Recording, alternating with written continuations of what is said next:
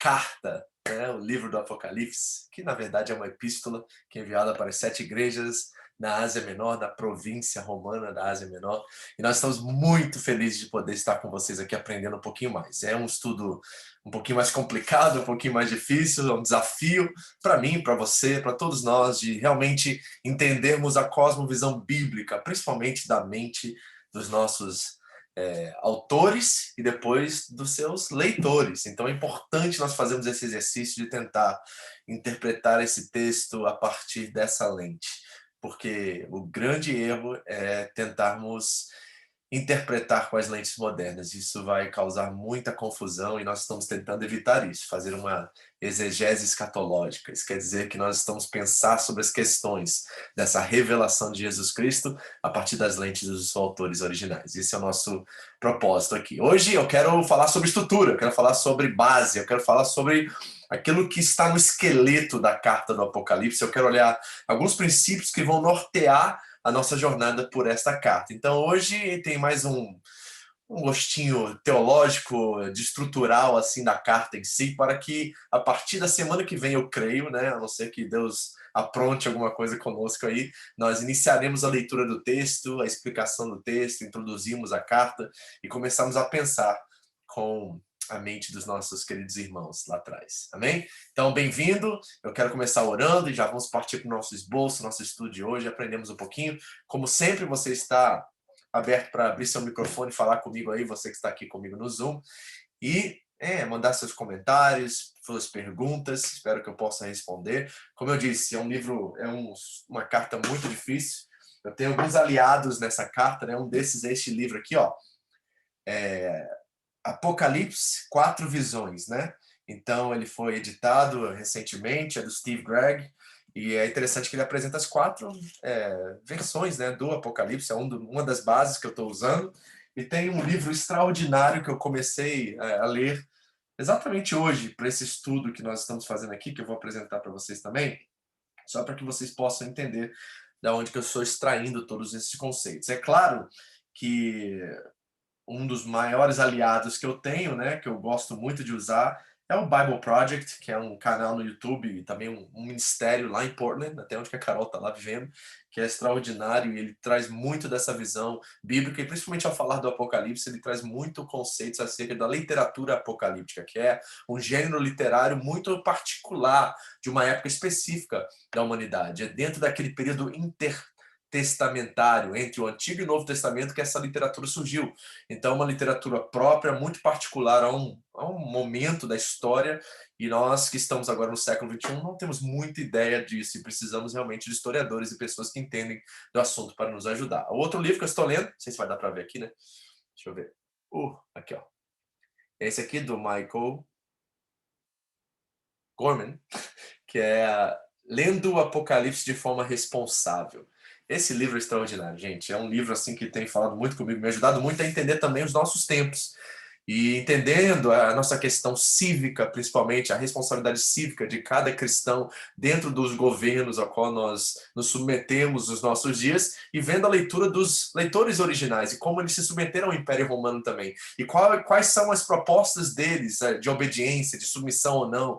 Então eles estavam lidando com o Império opressor. E nós temos nossos próprios cultos, nossas próprias percepções acerca de como, aqui no Japão, é o governo japonês, nos Estados Unidos é o americano, o brasileiro é o brasileiro, que também tem um verniz muito católico, né, cristão sobre isso, que causa certos problemas civis e governamentais também, né, vem essa camada meio camuflada de religião com política, isso complica muito. E o Michael Gorman tem me ajudado muito a pensar sobre esses aspectos, né, de como a religião e o governo, a questão civil, e porque o livro do Apocalipse é um livro extremamente político, no sentido de ser uma resposta contra o Império Romano daquela época, e como aqueles cristãos que estavam passando por perseguições e tudo mais, deveriam viver em resposta a essas verdades, olhando isso de forma cósmica, né? Olhando isso pelas lentes do Eterno, e como o Eterno está, né,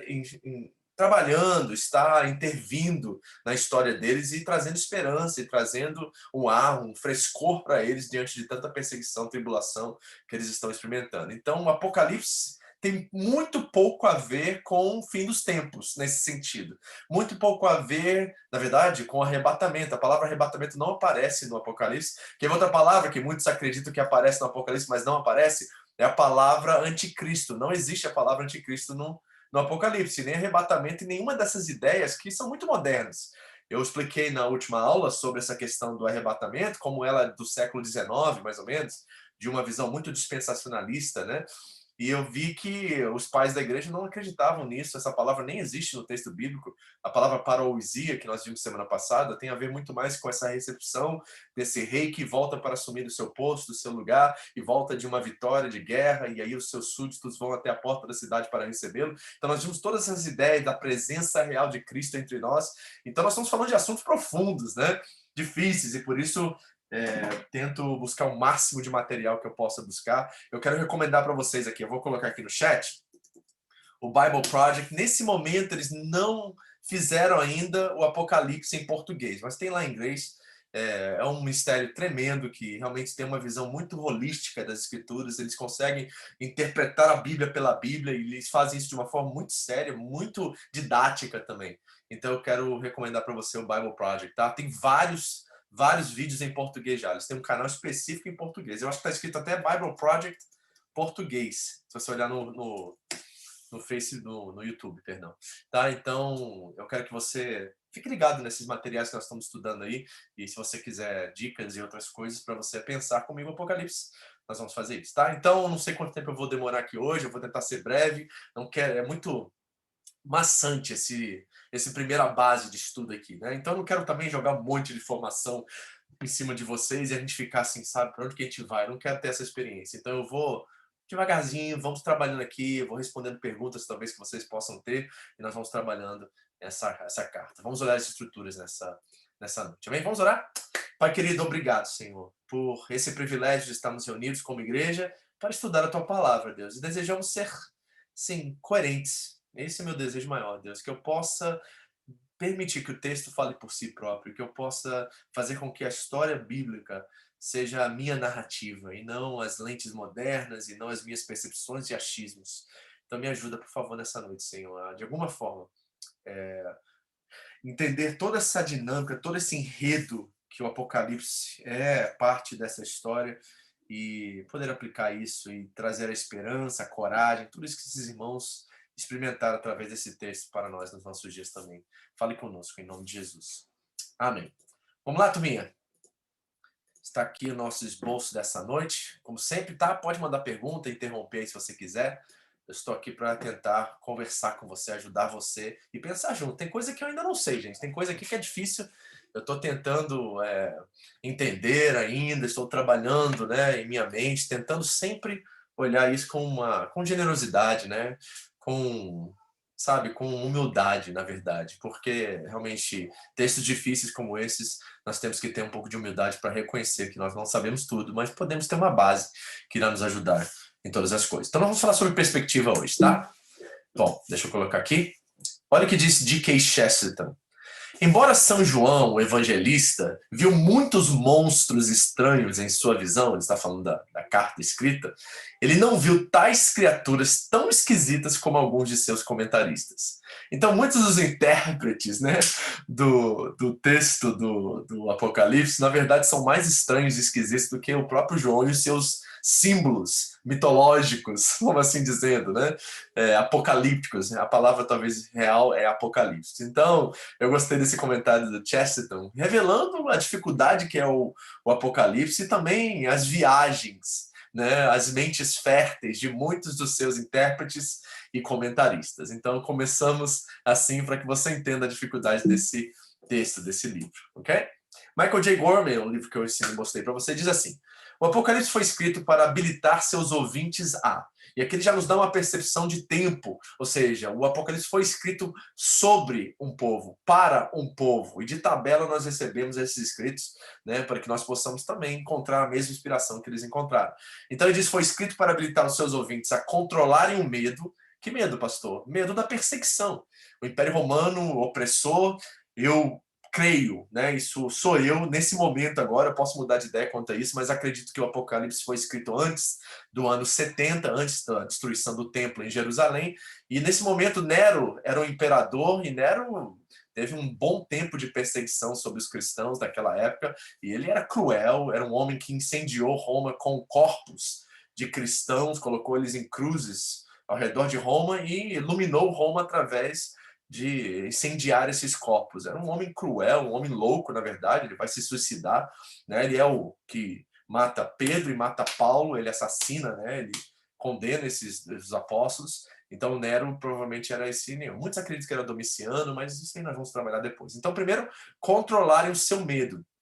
Então, com certeza, os irmãos estão sofrendo as perseguições ali, né? A rejeição social por não aceitarem os deuses pagãos. É interessante, você não sabe disso, mas os cristãos foram os primeiros a serem chamados de ateus, porque eles não acreditavam nos deuses do panteão romano, que na verdade é trazido do panteão grego. Então eles eram os primeiros ateus e eles eram perseguidos por causa disso, não participavam do contexto social, das práticas rituais, orgias sexuais, comidas nos templos, comida nos templos, bebedices e tudo mais. Então era um povo realmente rejeitado, né, colocado de escanteio, e eles sofriam com isso.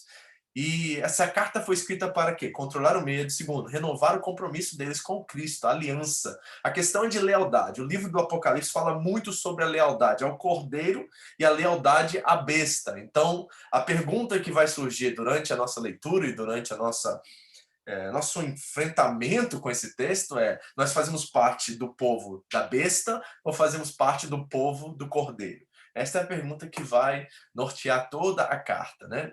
Então, renovar o seu compromisso com o Cordeiro, que foi morto por eles e os trouxe vida, e vida após a morte, e sustentarem também as suas convicções, a sua cosmovisão cristã, dentro daquela sociedade, de uma cultura completamente oposta a eles. Eles precisavam permanecer em seus princípios, né? Nós estamos lendo a primeira carta de Paulo aos Coríntios, estamos vendo tantas tensões com a cultura naquele momento, né? Eles estão lutando com questões de carnes sacrificadas aos ídolos, de cultos, adorações, né? A questão do governo em si. Então, era uma forma do Apocalipse trazer esperança e, no fundo, dizer a eles o seguinte: não se preocupem, Deus continua no controle e ele irá colocar um ponto final nessa história. Aguardem.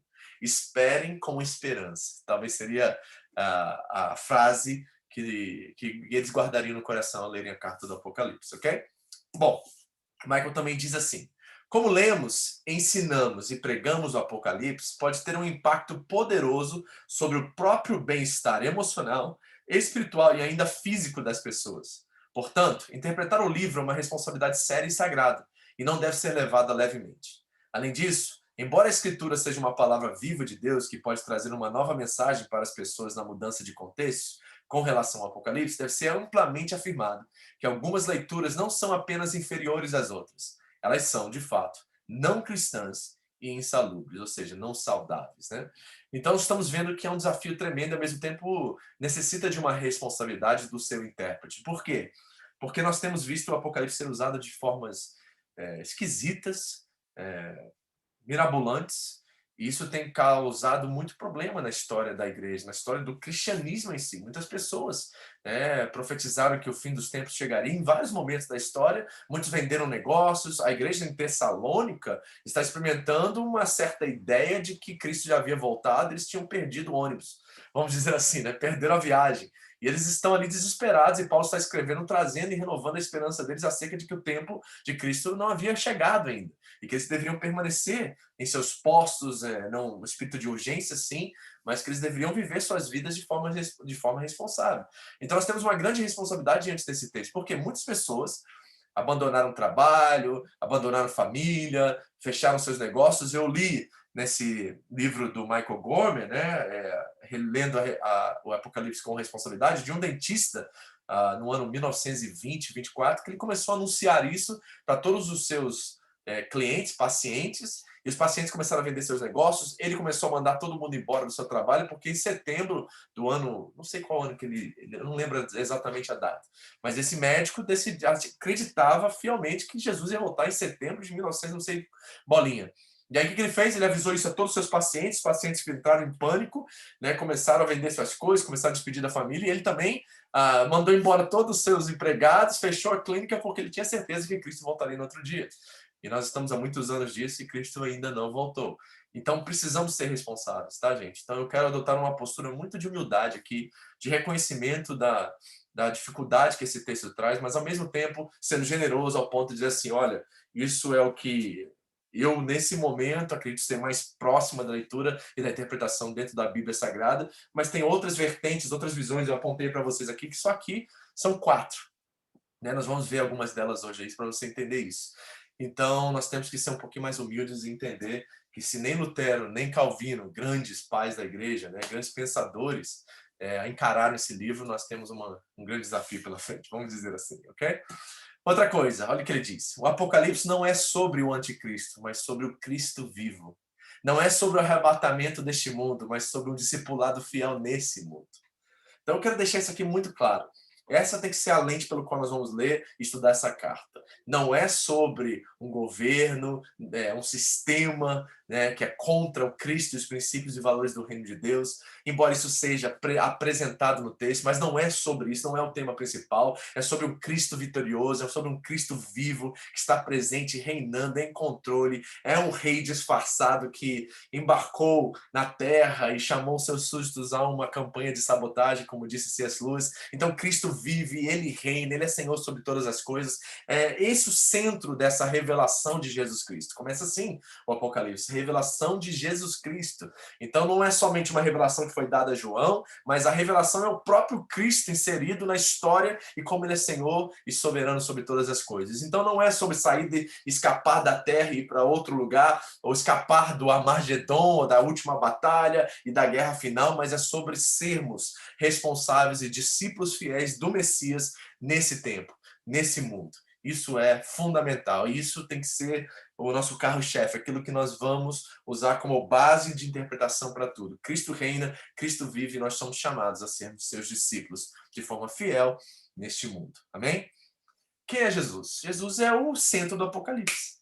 Tudo é sobre ele no Apocalipse. Ele é a testemunha fiel, aquele que permanece fiel a Deus, apesar das tribulações e perseguições. Jesus é aquele que caminha o caminho, né, da perseguição, da tribulação, dos açoites e da dor, né, na caminho na Vila Dolorosa. Ele passa por tudo isso para ser a testemunha, o exemplo fiel para todos aqueles que iriam sofrer pelo seu nome. Ele é Deus conosco, aquele que está passeando pelas 7 igrejas da Ásia Menor, né, do Apocalipse, está trazendo palavras de conforto, desafiando aqueles irmãos das 7 igrejas da Ásia Menor a viverem de forma fiel. Ele é o Cordeiro que foi morto e reina com Deus, o Criador, compartilhando na adoração e na devoção do seu povo, certo? Ele é, né, a razão do viver de cada uma daquelas igrejas. Ele é aquele que vem, gente. E nós temos essa esperança viva em nosso coração, que ele trará o cumprimento de todas as promessas de Deus e reinará com o seu povo no novo céu e na nova terra. Isto é o Apocalipse. O Apocalipse é Jesus. É sobre Jesus. É para Jesus. E aquilo nos traz a esperança que seja Covid, seja a terceira, quarta, quinta guerra mundial, seja o que vier pela frente, Jesus continua reinando. Ele é Senhor e nós somos seus súditos, seus filhos, somos seus irmãos e nós estamos aqui para vencer, porque se ele venceu, nós venceremos com ele. Ele é o vitorioso e nós somos aqueles que agora, através dele, também conquistamos com ele. Jesus é o Apocalipse, nós precisamos lembrar disso. Outra coisa, os temas do Apocalipse. Bom, muito presentes é o tema da criação e recriação. Ou seja, a história do Apocalipse é sobre um Deus fiel, compassivo, que traz toda a humanidade e toda a criação a um fim adequado. Qual é esse fim? Reconciliação, harmonia e alegria eterna na presença de Deus. Esse é um dos temas principais do Apocalipse. É uma história contada e recontada 7 vezes, certo? De formas diferentes, apontando para Cristo como Senhor, o Cordeiro que morreu e ressuscitou. Isso é sua grande vitória. E agora ele concede essa mesma vitória e faz reconciliação entre Deus e os homens, traz harmonia total entre todos os povos da terra, sendo de qualquer raça, etnia. E ele traz alegria e produz alegria eterna na presença de Deus no novo céu e na nova terra.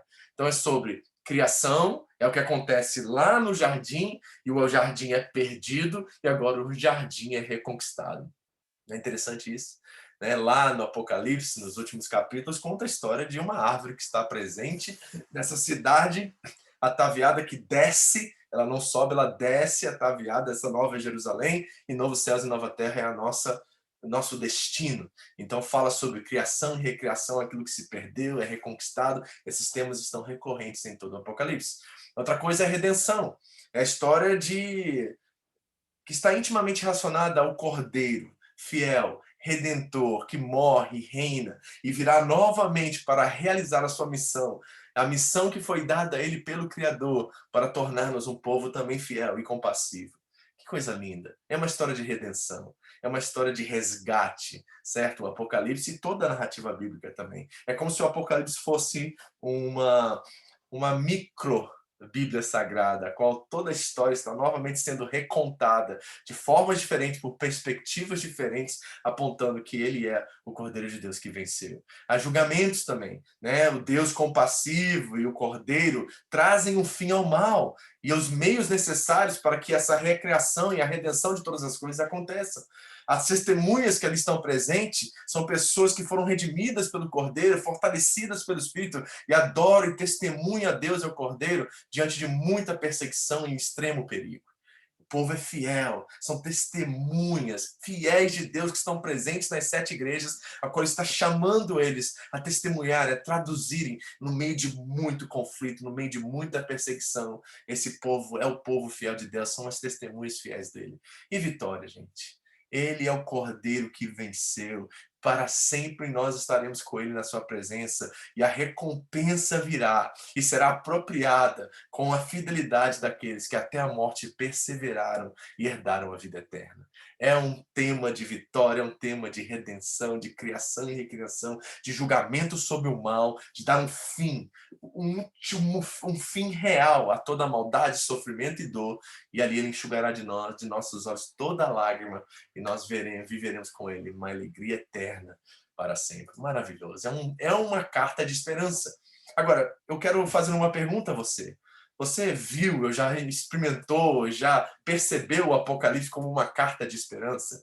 Pois é, a maioria de nós, devido a sermos tão manipulados por uma versão apocalíptica, né, escatológica, de Armagedon e batalha final e guerra e julgamento e taças e cavaleiros e tudo mais, nós sempre tivemos uma perspectiva do Apocalipse como um livro encharcado de medo, encharcado de punição, julgamento, morte, terror.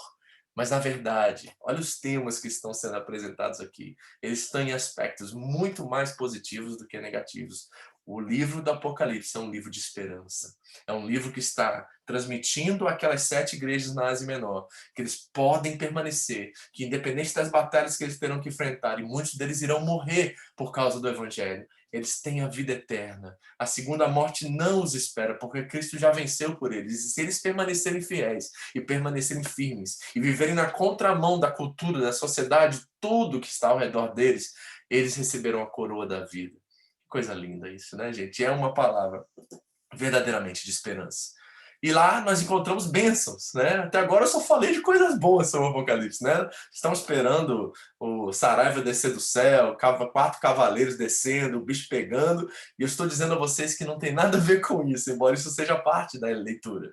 Nós estamos falando de esperança, e olha, tem 7 bênçãos para esse povo, e também de tabela para nós. Primeira coisa, a primeira bênção, diz assim em Apocalipse 1:3, feliz aquele que lê as palavras dessa profecia, e felizes aqueles que ouvem e guardam o que nela está escrito, porque o tempo está próximo. Reparem como o texto é específico para um povo específico, porque o tempo era próximo. Aquilo que estava sendo escrito irá ser entregue àquelas igrejas, irá acontecer em breve. Então eles precisavam permanecer firmes e seguros em Deus. Então, é um livro de bênção. E aqui está, bem-aventurados, felizes aqueles que leem e também ouvem e guardem. E esse princípio de ler e guardar continua presente para nós.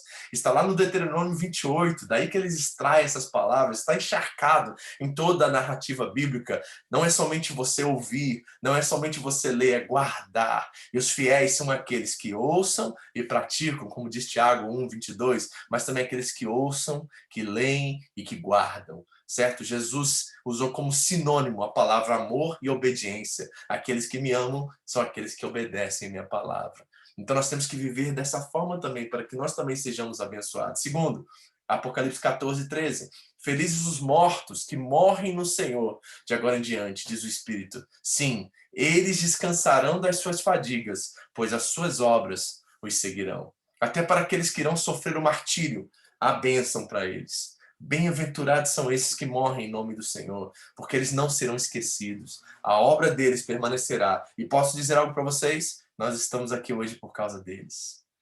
Tem uma frase na igreja antiga, na igreja primitiva, que é o sangue dos mártires que gerou a igreja. É o sangue dos mártires que manteve a fé viva, né, nos tempos antigos e mantém a nossa fé viva. Por causa desses que deram a sua vida, o evangelho chegou até nós. Terceira bênção, 16:15. Eis que venho como ladrão. Olha o que ele diz. Feliz aquele. Esse que vem como ladrão é parábola de Jesus para universalmente, não só para os seus discípulos naquela época. Sim, era direto para eles, mas também tem aplicações diretas para nós, porque nós não estamos ainda, né, no tempo da vinda de Cristo. Ele pode voltar a qualquer segundo, a qualquer momento. Então, esses alertas que ele coloca nos evangelhos são para nós também. Então, ele diz, olha, ele está chegando como ladrão. É a mesma parábola que ele usa nos seus dizeres. E diz, feliz aquele que permanece vigilante e conserva consigo as suas vestes. E as vestes têm a ver com santidade, tem a ver com se manter puro diante dos avanços da cultura, da sociedade, diante das propostas, das seduções e atrações que o mundo lhes dá. Então, que eles permaneçam conservados, puros, inegociáveis em seus princípios e valores, para que não andem nu e não seja vista a sua vergonha. Que eles não se oferecem, certo? Como objetos de uso de outras pessoas, que eles permaneçam com seus princípios inabaláveis, inatacáveis. Que assim seja. Essa promessa é para nós também. Quarta, 19:9. Escreva, felizes os convidados para o banquete do casamento do Cordeiro. E acrescentou, essas palavras são verdadeiras de Deus. Você tem um banquete esperando você na eternidade. Quando céus e terra se unirem, essas duas dimensões se tornarem uma só. Nós vamos celebrar a melhor Páscoa, o melhor banquete que nós jamais celebramos. As bodas do Cordeiro. Essa promessa é para eles, essa promessa é para mim. 26. Felizes e santos os que participam da primeira ressurreição. A segunda morte não tem poder sobre eles. Serão sacerdotes de Deus e de Cristo e reinarão com ele durante 1000 anos. Certo? Nós vamos entrar na questão do milênio, do 1000 anos. O que significa? Mas aqui é uma promessa de que nós somos sacerdotes. Lá em Apocalipse 5 diz que Deus estabeleceu um reino de sacerdotes e reis. Nós somos esse povo. Essa é a bênção que Deus nos concedeu.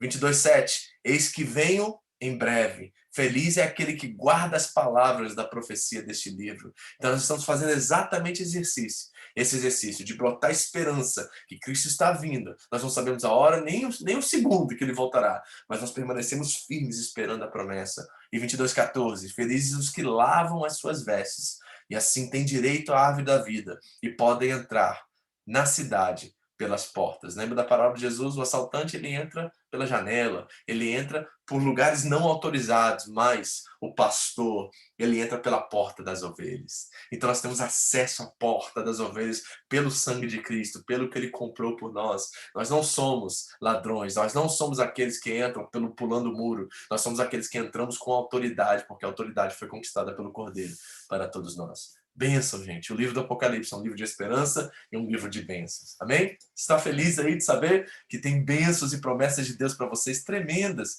a qual você precisa e deve se alegrar por isso e celebrar isso, porque Ele tem grandes coisas preparadas para você. Eu creio nisso, eu creio nisso. Bom, e o livro em si? O título do livro? O que quer dizer a palavra Apocalipse? Bom, a palavra significa descobrir.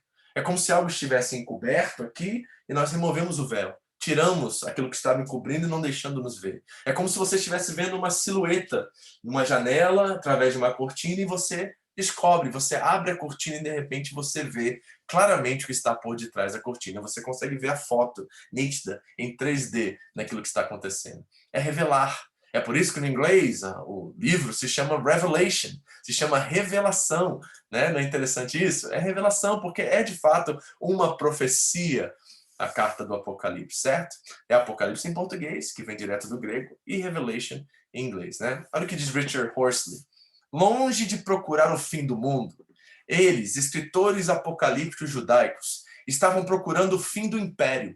E longe de viver sob a sombra de uma dissolução cósmica antecipada, eles procuraram a renovação da Terra, em que uma vida societal humana poderia ser renovada. Reparem como os intérpretes e escritores judaicos tinham os pés plantados na terra, vivendo de forma responsável, tentando enxergar todas as coisas pelas lentes do Eterno, pela providência do Eterno, sabendo que Deus estava com eles no meio de todo aquele caos, no meio de tudo aquilo. Eles não esperavam uma guerra final que destruiria o mundo. Eles não esperavam pelo fim do mundo. Eles esperavam e desejavam que o Redentor, que o Senhor intervisse em suas histórias e mudassem as questões do seu dia a dia. A esperança deles estava em novos céus e nova terra, nessa dimensão onde todas as coisas irão ser novamente colocadas em seus lugares, em seus devidos lugares. Eles esperavam nessa esperança.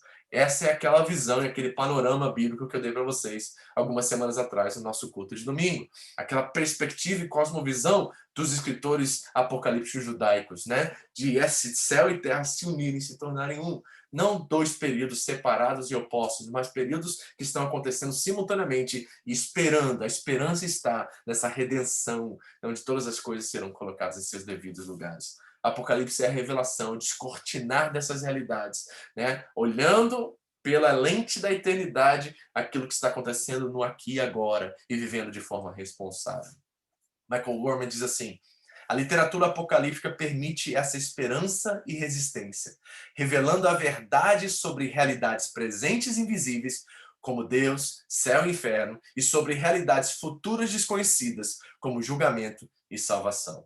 Um apocalipse pode, portanto, ser uma revelação vertical ou espacial sobre o presente, ou pode ser uma revelação horizontal ou temporal sobre o futuro. Às vezes, como no caso do livro, um apocalipse é ambos. Então essas coisas estão muito presentes. Vivemos de forma responsável aqui agora, entendendo que por detrás de tudo isso tem um Deus que já venceu, que já é vitorioso, e isso produz esperança para que possamos agora traduzi-lo, para que possamos transmiti-lo da forma que realmente ele é, levando o máximo de pessoas a conhecerem essa realidade, que Deus é por nós, que se ele é por nós, quem será contra nós? Que ele que deu até o seu próprio filho, que nem o seu próprio filho poupou, mas antes o entregou por todos nós e de graça, não nos dará também com ele todas as demais coisas? Paulo está sempre apontando para essa realidade cósmica, que embora nós estamos aqui vivendo de forma responsável, Deus está presente e ele colocará todas as coisas nos seus devidos lugares. O tempo virá, onde julgamento e salvação serão realmente concretos, realizados. Mas nós precisamos viver com os pés no chão aqui agora, esperando essa salvação, antes do que nunca. Amém? E o texto é cheio de símbolos. A literatura apocalíptica é representada por simbologia. E aqui nós vemos, eu não vou entrar muito nisso, né? Depois eu posso te mandar o esboço, mas aqui vemos que até as cores têm representações. Por exemplo, o branco fala sobre todas as vezes que o branco aparece no Apocalipse, ele fala sobre vitória, ressurreição, pureza, céu, divindade. Tá aqui os textos que você pode conferir depois. O vermelho fala sobre sangue, o roxo sobre império, maldade, decadência, verde, morte, ouro, riqueza, incorruptível, né? Divindade, tanto falsa como verdadeira. O preto fala sobre desastres, morte, nós temos os cavalos, né, do Apocalipse e tudo mais. Então até há simbolismo até nas cores, queridos. Olha só que coisa sensacional e extraordinária, né? Até nas cores nós vemos um certo simbolismo. Isso é algo realmente tremendo, não é? Deixa eu parar aqui um minutinho só para ver que vocês estão aí. Tem Amém. Isso aí, Emily. Isso ficou Apocalipse e Esperança. Estou checando o chat aqui. Se você quiser fazer uma pergunta, mandar algum comentário agora. Então, nós estamos vendo aqui um pouco do simbolismo. Não vou entrar muito nisso. Se quiser essa informação, eu mando para você depois. E também a questão dos números, né? Por exemplo, o número 1000 é um número grande com simbolismo, e seus múltiplos também têm simbolismos, né? Nós temos 144 mil, nós temos 7 mil mortos em um terremoto, nós temos o reinado de Cristo por 1000 anos. Vários números representam outras realidades mais profundas. O número 3 fala sobre divindade falsa ou verdadeira. O 12, né, fala da completitude do povo de Deus e os seus múltiplos. O 7 fala sobre perfeição. O 4, universalidade. 3 anos e meio a tempo limitado. Tem vários simbolismos até nas cores e também nos números. É algo realmente assim extraordinário o Apocalipse, certo? Então não vou entrar também muito nisso. Se você quiser essa informação, vai ter o esboço prontinho. Eu vou mandar esse PDF para você se você quiser. Ok? Agora vamos às 4 vertentes mais populares e mais conhecidas. E eu vou apresentar para você a minha, que é a quinta, que eu vou sugerir aqui para vocês, diante do que eu tenho estudado, tenho lido e tenho reparado, que realmente engloba um pouquinho de cada uma dessas visões, mas eu acredito ser uma leitura mais bíblica, mais permitindo com que a Bíblia interprete a Bíblia. Mas deixa eu apresentar para vocês as outras vertentes. Primeiro é a vertente histórica. É a abordagem pentecostal mais clássica que nós vemos nos nossos livros, nos nossos dias hoje, né? O que é isso? É um registro pré-escrito do curso da história, do tempo do autor até o último dia. Então, o que os historiadores que adotam a vertente histórica afirmam? Que desde o primeiro dia em que João, ou essa figura chamada João, nós não sabemos se era de fato João o apóstolo, se era alguém que usou o nome de João para escrever o Apocalipse. Nós temos partes do Apocalipse que sabemos que não foi João o apóstolo que escreveu, então poderia ter sido um profeta naquela época, uma pessoa muito próxima dos apóstolos, dos discípulos que escreveu o Apocalipse, mas também muitos acreditam que foi de fato o apóstolo João. Mas os historiadores históricos acreditam que desde o anúncio do Apocalipse, da revelação que João recebeu, até o último dia, nós temos um acontecimento progressista da revelação que vai se revelando nesses últimos anos, 1000 anos, 2000 anos no nosso caso, certo? Então os históricos acreditam que é uma revelação progressista, que a maioria das profecias apocalípticas tem um cumprimento contínuo por toda a história. É assim que eles enxergam o Apocalipse. Então, ainda muitas coisas estão a acontecer, né? Nem todas aconteceram, coisas são para o nosso tempo, coisas para tempos futuros, e elas estão se realizando de forma progressista pelo todo o livro, certo? Muitos dos reformadores, por exemplo, adotaram essa linha histórica. Outra linha é a linha preterista, certo? O que eles acreditam? Eles acreditam que as profecias do Apocalipse, tanto Daniel como Ezequiel, Zacarias e dos evangelhos aconteceram no passado, não muito tempo após serem escritas pelos seus autores. Então, para um preterista, nós temos parciais e completos. Os parciais são aqueles que acreditam que até o capítulo 21, né, tudo se cumpriu já na história, e somente o novo céu e a nova terra irá se cumprir futuramente. Esses são os preteristas parciais. Os preteristas completos, né, são full preterists, que chama assim em inglês, eles acreditam que tudo já se cumpriu e a única coisa que resta é a volta de Cristo, ok? Então, esses são os preteristas, certo? Eles acreditam assim. A outra linha é a linha futurista.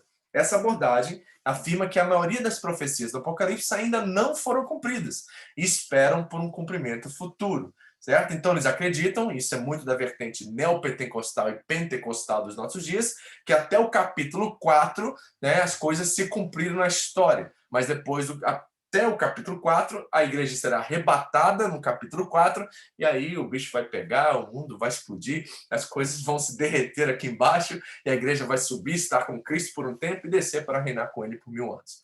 Então, essa é a leitura, uma vertente futurista de ler o Apocalipse dessa forma. E o último são os idealistas. Essa abordagem não tenta descobrir cumprimento de nada, nenhuma profecia, nem nada dentro do Apocalipse, certo? Ela aborda o manuscrito como um drama, com realidades transcendentes e espirituais. A guerra entre Cristo e Satanás, entre os santos e o sistema e o poder mundano do império naquela época, o anticristo Jesus, a vindicação celestial dos mártires, a vitória final de Cristo e outras coisas de forma espiritual, transcendente, como se fosse um drama acontecendo de forma espiritual, certo? É totalmente espiritual, não tem nada físico acontecendo, são só representações e expressões de vários eventos históricos e épocas, em vez de um tempo específico, certo? Então elas são aplicáveis dessa forma pelos idealistas a crentes de qualquer época da história do cristianismo, da cristandade, até que Cristo volte a segunda vez. Então você pode usar isso de forma recorrente espiritual, porque ela não está atrelada especificamente a uma época ou um tempo. Então aqui são as 4 vertentes, né? Vou repetir: histórica, preterista; histórica, progressista; preterista, passado, certo? Futurista, futuro, ainda não se realizou; idealista, espiritual. Tá vendo aqui? É assim que a maioria dos intérpretes interpretam a Bíblia Sagrada, dentro dessas 4 lentes, ok? Eu quero sugerir uma quinta. Eu quero sugerir uma exegese escatológica que traz um pouquinho de cada uma dessas vertentes, mas que afirma uma postura. Essa palavra não foi cunhada por mim, tá? Tem vários pensadores que já estão tentando trabalhar o Apocalipse através dessa vertente, ou dessas lentes, né, de fazermos um estudo mais bíblico, mais bíblico no sentido de deixar com que a Bíblia interprete a Bíblia. Ou seja, deixa eu ler para você o que está escrito aqui, porque eu coloquei isso em palavras para que você possa entender o que eu estou dizendo. Esta abordagem, a exegese escatológica, entende que a revelação de Jesus Cristo ao autor João está fundamentada em todo o enredo e narrativa bíblica, encharcada pelas profecias escatológicas dos profetas, especialmente Daniel, Ezequiel e Zacarias, representada pelos temas e designs de narrativas bíblicas e revelada pela verdade que Cristo, o Cordeiro Pascal, venceu através da sua morte e ressurreição. O Apocalipse, então, é comunicado através de imagens simbólicas e números. Não é um código secreto de previsão sobre o tempo do fim do mundo. Ao contrário, João usa constantemente esses símbolos extraídos do Antigo Testamento, e ele sabe e espera que os seus leitores saibam a interpretação dessas imagens, porque essas imagens estão presentes nos livros proféticos do Antigo Testamento. Não há nenhuma figura de imagem lá, como bestas, dragões e outras animais e monstros e tudo mais, que não estão presentes na literatura profética do Antigo Testamento, como em livros como Daniel, Ezequiel e Zacarias.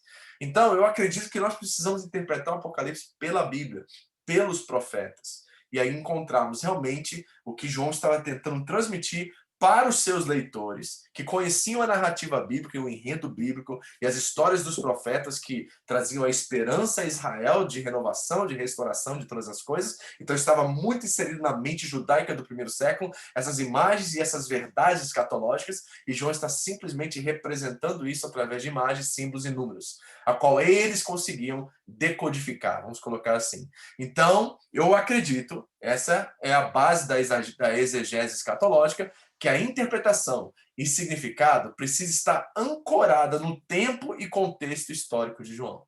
E João vai dizer exatamente isso nos primeiros versículos, que foi dada para um tempo específico, está breve em acontecer, e aqueles que têm sabedoria entendam. Então João tinha uma expectativa ao escrever o Apocalipse, que os seus leitores entenderiam o que ele estava escrevendo. A leitura era decodificada por eles, poderia ser decodificada, eles conheciam a literatura apocalíptica, tinham experiência com aquela literatura, e essas imagens e símbolos eram usados para que eles pudessem circular essa carta ao redor das 7 igrejas da Ásia Menor, sem o risco de serem pegos pelos romanos, sem o risco de um leitor romano ler a carta e reconhecer que a besta do Apocalipse era o imperador atual e assim prender e matar aqueles irmãos através de figuras de linguagem como imagens, símbolos, números e coisas que podem ser decodificadas por pessoas daquela época. Eles poderiam gerar esperança, eles poderiam crer e eles poderiam não correr o risco de serem pegos pelos romanos e serem assassinados e mortos por eles. Então nós estamos tentando ancorar o Apocalipse no Antigo Testamento. E acredito que essa seja a forma mais próxima da realidade do que aqueles autores estavam experimentando ao receberem essa carta. Amém? Essa vai ser a abordagem que nós vamos fazer de agora em diante ao estudar a carta. Ok? Que tipo de livro é o Apocalipse? Bom, é uma epístola, é uma carta, ela tem abertura e fechamento tradicional, como qualquer outra epístola da Bíblia. Ela tem endereço certo, é um livro de carta escrita e pretendida a uma audiência contemporânea específica. Apocalipse 1:4, João, as 7 igrejas que estão na Ásia. Apocalipse 1:11, escrevo no livro que você vê e envia as 7 igrejas: Éfeso, Esmina, Pérgamo, Tiatira, Sardes, Filadélfia e Laodiceia. Então foi escrita para eles, teve um endereço certo, é uma revelação, ao contrário de todas as outras cartas, é uma profecia, certo? Então precisamos entender esse gênero, entender o que ela está tentando com o objetivo ensinar, né? Ela chegou a João através de uma série de visões, igualmente as profecias de Daniel e de Zacarias, é um único livro profético do Novo Testamento, é literatura apocalíptica, ou seja, o gênero apocalíptico é único e popular no tempo de João, é o tempo do segundo templo ali, o templo de Zorobabel, que foi restaurado por Herodes depois, entre o período 200, né, antes de Cristo, a 100 depois de Cristo, escritores judeus e cristãos, eles produziam grande número de obras literárias apócrifas, como essa literatura do Apocalipse. Nós temos primeiro Enoque, nós temos Esdras, que são livros apocalípticos que têm imagens, símbolos e numerologia assim dessa forma, tentando expressar uma linguagem codificada que era comum aos leitores daquela época. Eles conheciam essa literatura, nós não conhecemos. E parte da perspectiva de Deus sobre a história e eventos atuais para que as pessoas que estão vivendo no presente, pelas lentes do evento final da história humana. Ou seja, as pessoas estão encarando as suas dificuldades, perseguições e lutas, encarando o império opressor, encarando dificuldades na sociedade, rejeição, abandono, eles não podem comprar no mercado, eles não podem se alimentar, eles não podem fazer isso ou aquilo por serem parte desse movimento, e aí, diante disso, eles estão olhando pelas lentes da perspectiva eterna, a perspectiva de Deus, tentando viver suas vidas de forma responsável, em lealdade ao cordeiro e não à besta. É a besta que eu digo que não é um animal, não é um dragão, e sim um sistema de valores e princípios, um governo, um imperador que estava perseguindo a igreja naquela época. O número 7 é muito presente na carta, ele significa muito para o autor, ele é um símbolo de completitude, e ele está baseado o quê? No ciclo do Shabat, no ciclo do descanso do Antigo Testamento. Novamente, nós vamos interpretar o Apocalipse pela leitura do Antigo Testamento. Nós vamos ver como que esses autores, sendo judeus, sabiam exatamente como traduzir isso para leitores também judeus que estavam se convertendo ao Messias. Okay? Então essa é a obra. E um ponto importante, eu vou repetir algo que eu já disse. O Apocalipse não é um código ou predição secreta sobre o dia do fim do mundo. Você pode ler e guardar isso? O Apocalipse não é um código ou predição secreta sobre o dia do fim do mundo. Okay?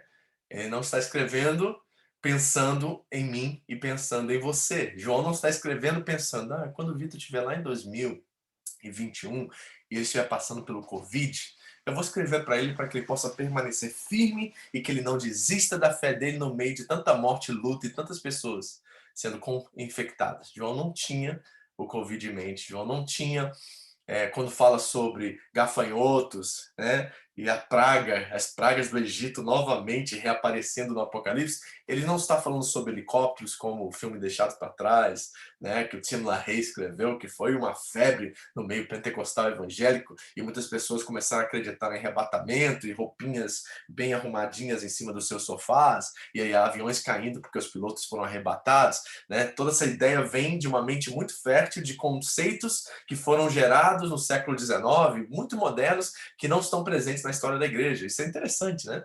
Então, não é sobre o fim do mundo, é sobre esperança, é sobre permanecer leal ao Cordeiro em tantas tentativas da besta, do império, do sistema que é contra os princípios do reino de Deus, é permanecer fiel e é permanecer até que você enfrente a morte e não desista e seja leal ao Cordeiro e não negue o Cordeiro, né? Que você possa enfrentar dificuldade em comer, dificuldade em ir ao mercado, dificuldade em fazer o que você pode fazer, viver de forma livre na sua sociedade. E o que eu quero dizer é o seguinte, embora não seja sobre o fim do mundo, ela tem aplicações diretas a nós nos nossos dias. Nós também temos questões de tensão com a sociedade, com o governo, propostas que estão entregues a nós, agora com um verniz muito evangélico. Se você é brasileiro, você sabe muito bem do que eu estou falando.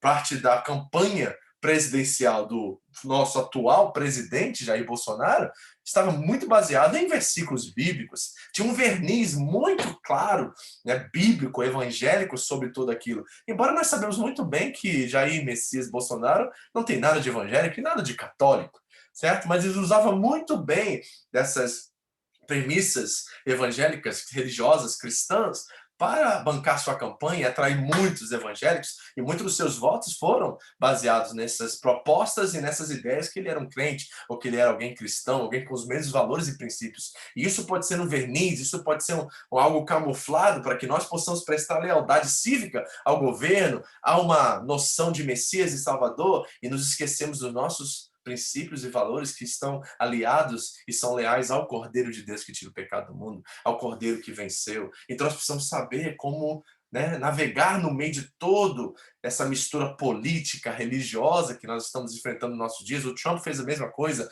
nos Estados Unidos, abraçou muito a causa evangélica, né? Embora ele abria a Bíblia, levantava a Bíblia, ia para comícios em frente à igreja, mas não conseguia citar um versículo bíblico.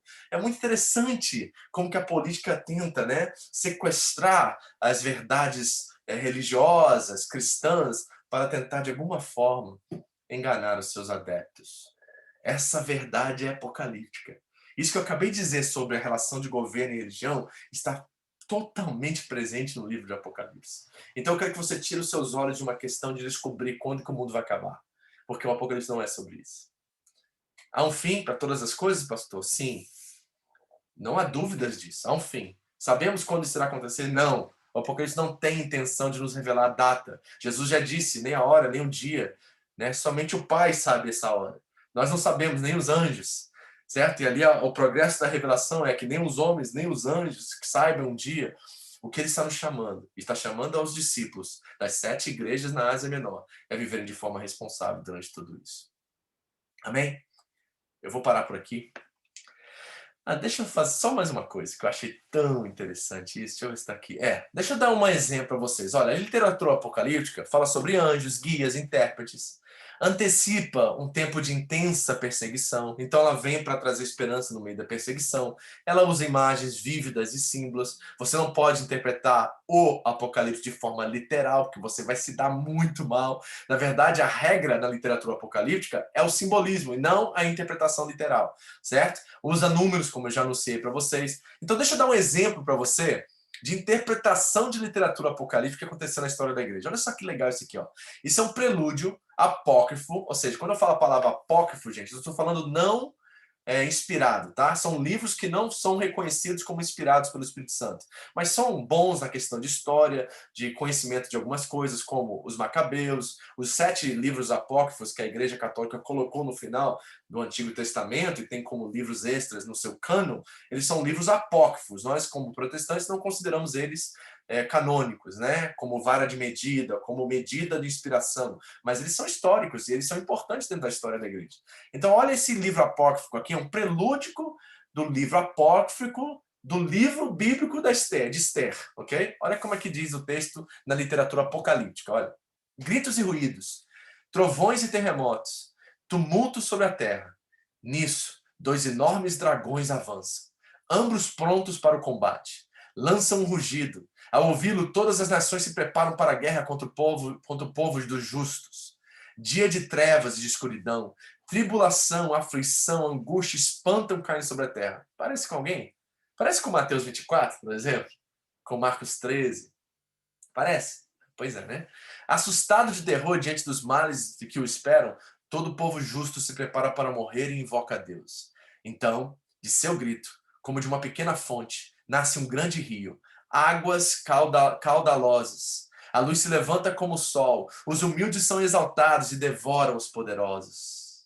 Olha a linguagem apocalíptica, tá reparando a simbologia representada aqui? Muito próxima daquilo que Jesus vai dizer em Mateus 24. Vamos à interpretação? Olha a interpretação do texto por um pseudo-Mardoqueu. Mardoqueu era o tio de Esther na história do livro bíblico, né? Então aqui tem um Mardoqueu fictício, pseudo-Mardoqueu, que vai agora interpretar para nós, dentro da história da igreja, nesses livros apócrifos, o que esse texto que eu acabei de ler quer dizer. Olha, lembro de um sonho que eu tive a esse respeito. Nada foi omitido. A pequena fonte tornada um rio, a luz, o sol e a massa da água. Olha o que ele diz. O rio é Esther, que o rei tomou por esposa e a quem tornou rainha. Amã e eu, eis as 2 serpentes. Os povos são aqueles que se reuniram para destruir o nome dos judeus. Minha nação é Israel, que invocou o Senhor e que foi salvo. Então, cada uma dessas figuras representa uma pessoa. E é exatamente assim que João escreve Apocalipse. Cada uma dessas linguagens, cada uma dessas imagens representa uma pessoa, certo? O rio é Esther, Amã é as duas serpentes e Mardoqueu são as duas serpentes. Os povos são aqueles que são chamados para destruir o nome dos judeus e a nação Israel. Olha que legal. É maravilhoso isso, né? Quando você descobre o sentido. Pena que João não colocou um código para a gente, ou os discípulos, né, do primeiro século não deixaram. Talvez deixaram e a gente não encontrou, né? A gente não sabe, né, gente? Tá? E aqui está um pouquinho da datação do que eu acredito ser o livro. Ele pode ter sido datado em 70 de Cristo ou 96. Muitos ficam do lado 96 hoje, tá? A maioria dos historiadores acredita que foi escrito no ano 96. Na verdade, eu acredito que foi escrito antes por causa da destruição do templo de Israel, né, de Jerusalém, que foi um momento assim, é como se... Deixa eu dar um exemplo para vocês entenderem por que eu escolhi 70.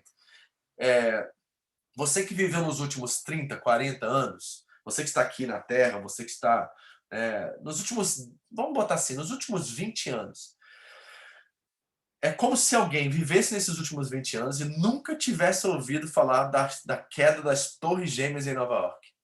Mais ou menos foi isso que aconteceu em Jerusalém durante a queda do templo, de Zorobabel, de Herodes, durante aquela época. É como se você não tivesse, estivesse em alguma parte do mundo e não tivesse ouvido. E João não estava muito longe daquela realidade, ele estava em Patmos, né, exilado, certo? Alguns dos discípulos ainda estavam vivos, né? Alguns estavam em Jerusalém quando aquilo aconteceu e foram poupados. Então é como se as torres gêmeas que caíram em Nova York, né, todo aquele acontecimento com tantos mil mortos e todo aquele mover global que apareceu em todas as notícias, em todos os lugares, é como se João não soubesse sobre a queda do templo. Porque é claro no texto do Apocalipse que ele acredita que o templo ainda continua de pé. Então, por isso que eu continuo com essa data aqui, 70, certo? E estou aberto para outras explicações sobre isso, ok? Eu coloquei aqui depois, você pode ver, não vou falar sobre isso agora, vamos parar aqui, mas eu coloquei aí os argumentos porque eu acredito serem, né, no ano 70 o escrito, e coloquei também, aqui está uma foto só para você ter uma noção, de Domiciano, era o imperador no ano 81 até 96, quando muitos acreditam que a carta foi escrita.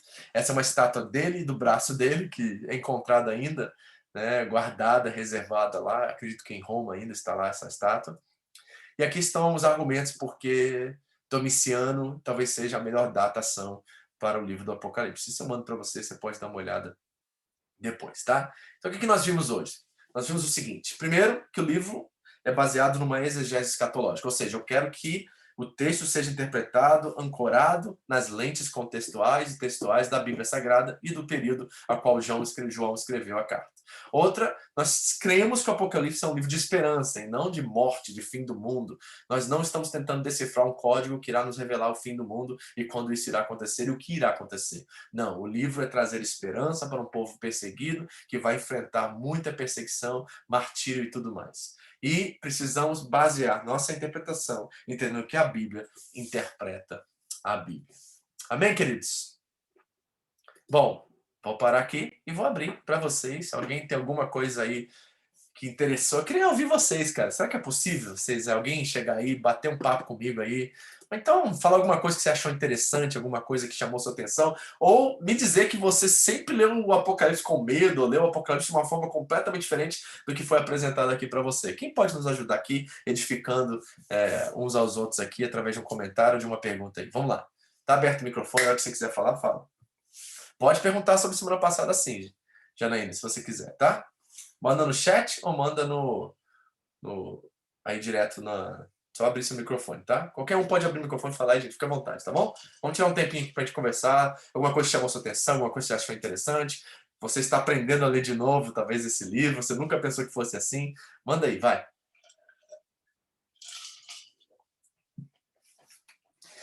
Primeira pergunta aqui. Quando falamos sobre Enoque e Elias, o pastor acredita que estão num lugar físico ou espiritual, já que eles não passaram pela morte? E sobre Moisés e Elias? Tem aparecido na transfiguração de Jesus. A gente só tem algumas percepções sobre a vida após a morte, tá? Nós temos esse período atual, a era atual, nós temos a era por vir, que é a dimensão onde Deus está, ok? O que a Bíblia nos ensina, nós vemos isso na parábola que muitos acreditam não ser nenhuma parábola, porque Jesus menciona o nome próprio né, dentro desse texto, dessa parábola, vou chamar de parábola, tá? Que é a parábola do rico e do Lázaro, que está em Lucas 16, 19 em diante. Jesus diz que o mendigo, né, está no seio de Abraão. Aquilo é um eufemismo para a presença de Deus, certo? Então está lá o mendigo na presença de Deus, está o Lázaro lá no Hades, né, nesse lugar intermediário antes do dia do juízo. O juízo não aconteceu e a vinda de Cristo não havia acontecido ainda. Então está nesse período intermediário. Então o que Paulo diz? Aos Filipenses, Paulo diz que é melhor estar com Cristo, certo? Então nós sabemos que esse lugar é um lugar melhor do que a nossa realidade atual, não é um lugar final realizado, porque nós precisamos ser julgados ainda, vivos e mortos, né? Nós seremos julgados de acordo com o Cordeiro, nós que estamos em Cristo Jesus, é o Cristo que se apresenta como nosso advogado, certo? Então nós entramos na presença de Deus na eternidade por causa dele, certo? Então julgamento nesse sentido, certo? E terá julgamento sobre questões de recompensa, galardão e tudo mais. Então tem um período intermediário, que os que creem em Cristo estão com ele. Nós não temos ideia do que esse lugar realmente é, os detalhes desse lugar, a Bíblia não fala sobre isso. Muitos autores escreveram sobre o assunto de forma fictícia, né, com ficção. Por exemplo, eu recomendei para você semana passada o livro do C.S. Lewis, O Grande Abismo. É uma leitura assim sensacional. Eu recomendo a todo mundo. Eu já li umas 2 vezes, quero ler de novo, porque é sensacional, é maravilhosa e traz muita esperança para nós e divertido pra caramba também, tá? Então eu recomendo você ler isso, mas o fato é que a Bíblia não nos dá detalhes nem dessa questão do inferno, que não é, a palavra inferno não está na Bíblia, é Hades ou Guerrena. Jesus usa lugares físicos para descrever essa realidade. Ele fala sobre uma escuridão e lago de fogo, então são linguagem metafórica que não nos dá muito detalhes físicos ou, sei lá, palpáveis assim do que essa realidade realmente significa, mas nós sabemos que estar com Cristo é melhor e aqueles que não estão com Cristo estão no Hades, estão nesse tormento, né, esperando o julgamento final. Okay? E aí, turma? Quem tem um comentário aí para falar? Entra aí com a gente, bate um papo, vai.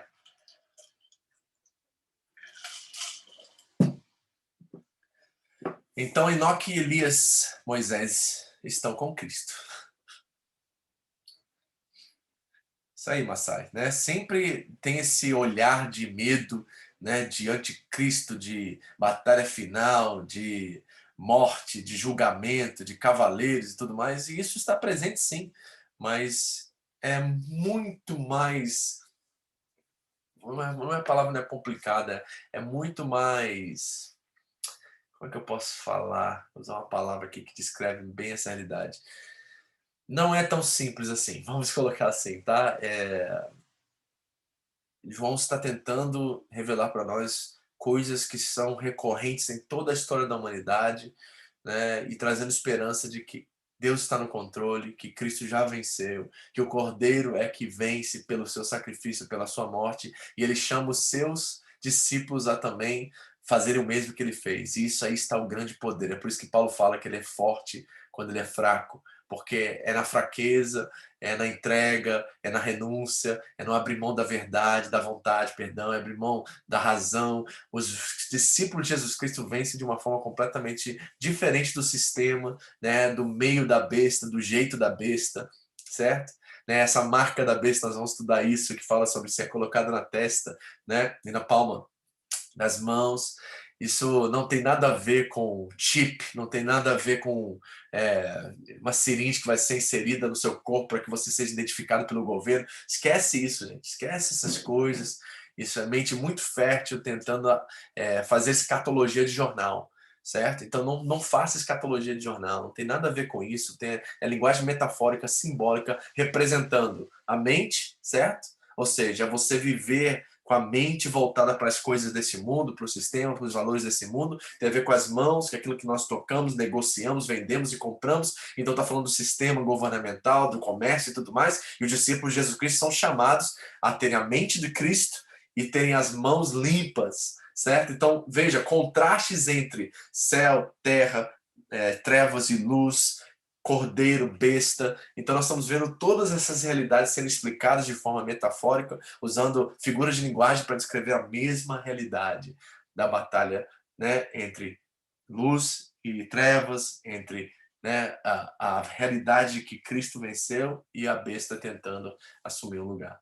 Então, é sobre isso o livro do Apocalipse. Nós vamos mergulhar nisso, entendendo isso por essa perspectiva. E mais?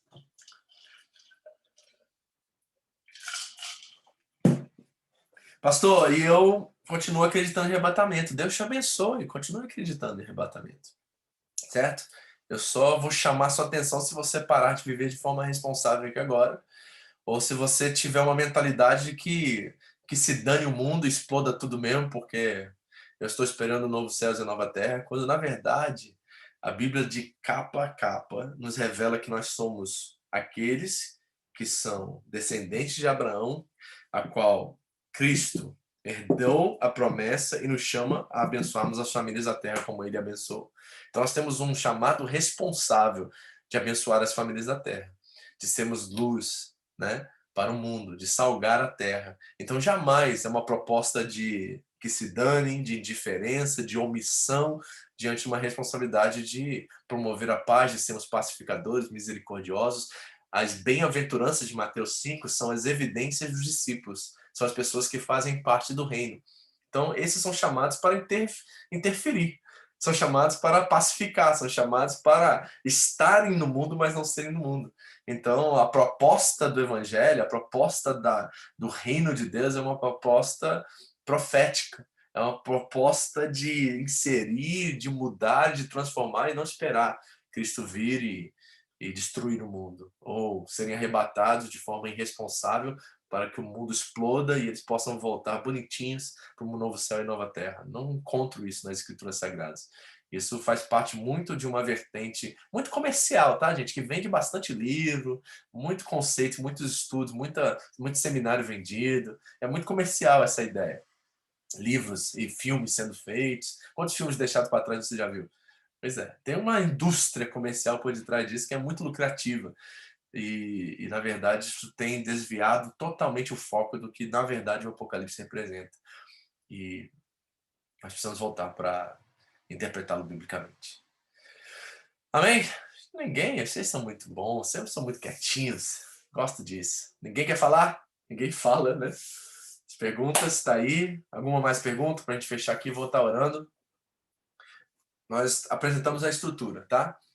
Eu vou estar vendo qual vai ser o nosso próximo passo. Talvez já entramos, né, no primeiro capítulo, estudamos o primeiro capítulo. Eu estou confiante até o capítulo 3, vamos estudar cada uma das igrejas, cada um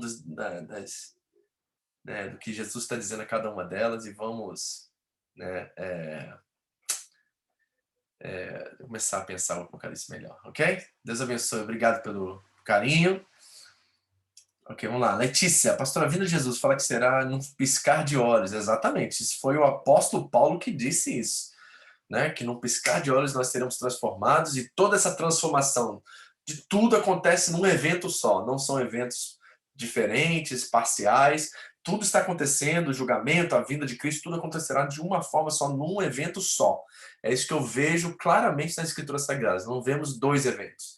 Jesus vem, a igreja é arrebatada, espera um pouco, aí Jesus vem, julga os judeus principalmente, né? Tinha uma visão muito antissemítica dentro dessa proposta dispensacionalista, e aí a gente volta para reinar com ele 1000 anos. Eu não encontro isso, eu encontro um evento simultâneo. Julgamento, ressurreição, né? E nova vida e nova terra. Então, será num piscar de olhos que nós seremos transformados. Então, nós não estamos aguardando uma guerra mundial, nós estamos aguardando a vinda dele. A reivindicação total e completa e concretizada do reino de Deus. Então, nós vigiamos, por isso que tem tantas parábolas sobre vigiar na Bíblia, gente. Se nós sabíamos o tempo e a hora e exatamente os eventos cronológicos do que predeceria a vinda de Cristo, nós ficaríamos mais tranquilos. Mas Jesus está dizendo, não, não fique tranquilo, vigie, vivam conforme o Cordeiro, aquele que diz estar nele deve andar como ele andou, porque vocês são a representação desse novo reino, desse novo céu, dessa nova criação. Então brilhe a luz de vocês. Não coloque debaixo de uma vasilha. Não se coloque uma torre, né, e se esconde ela. Não, você brilha. Coloque ela no topo da montanha para que ela possa brilhar para todos os povos. Então é isso que nós estamos vendo. Sempre me acharam de louca por amor ao Apocalipse. Com o livro Esperança, estou feliz de você topar estudar. Já perdi muito, isso é glória de Deus. Amém. Estou feliz também, Remy. É um desafio tremendo, mas estou feliz de estar com vocês, minha família, nessa jornada. E vou estudar muito, me preparar muito para isso. E vocês tenham certeza disso, que o que vocês vão receber aqui não é nada novo, coisas que as pessoas já pensaram, já estudaram. Estou olhando todas as vertentes, mas estou mais alinhado com essa vertente que tenta interpretar o texto pelo texto. Então eu quero olhar para o Antigo Testamento, deixar o Antigo Testamento nos apontar para as imagens do Apocalipse. Então é isso que nós vamos fazer. E eu tenho certeza que vai ser um desafio, mas vai ser uma coisa muito assim esperançosa, reveladora para nós e vai nos dar muito mais esperança de vivermos os nossos dias de forma ousada, sabe? Trazendo esse reino à tona para que ele volte logo, certo? Eu quero que ele volte logo. E para ele voltar logo, esse reino precisa vir. Esse reino precisa se manifestar. E sabe quem ele chamou para isso? Eu e você. Amém? Vamos orar. Pai, obrigado por esse tempo precioso com meus irmãos. Que eles possam esperançar, né? Esse é o verbo que eu quero usar aqui, esperançar. Não sei nem se existe, mas a minha proposta é esperançar com eles, porque sabemos que tu já vencestes, tu já és Senhor soberano e o diabo perdeu, o príncipe desse mundo já está derrotado e ele está simplesmente tentando, né, desviar a gente do caminho, tentar criar obstáculos na nossa frente para que a gente não veja esse reino se manifestar. Então ajuda-nos a ter discernimento e a vivermos para a tua glória todos os dias, Senhor. Quer comendo, bebendo, fazendo qualquer outra coisa, que possamos fazer tudo para a glória de Deus. Que assim seja. Venha com o teu reino. Manifeste a tua vontade, assim na terra, como é feita nos céus. Em nome de Jesus. Amém. Amém, família? Obrigado por estar aqui com a gente. Até a próxima, se Deus quiser. Em nome de Jesus.